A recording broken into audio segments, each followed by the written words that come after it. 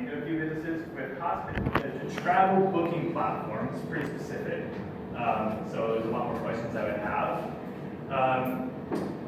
People like personal connection, especially with travel. They like the concierge feel, and I feel like one thing that might get lost with the chatbot to add is that people are looking to automate that entire experience. I would not try and automate the entire peer-to-peer experience that people really love with travel.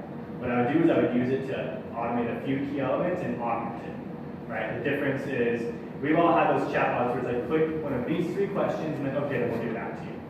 What I did recently that worked pretty well was I had, the first thing that popped up was a picture of the representative who was going to meet with them.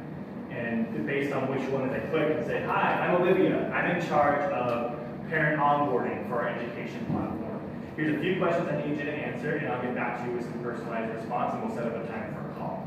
That's chatbot power to max for me, right? If you have a tech product that doesn't need a lot of touch, it's a great automated onboarding platform. With travel, especially if they're foreign travelers and trying to bring them here, for example, or anywhere really, use a chatbot to augment the experience, not completely automate. Turn yourself into like a bionic person rather than just like a complete robot, right? So that's what I would recommend. I don't have anything particularly more specific, so I don't know the business. But augment, don't automate completely, okay?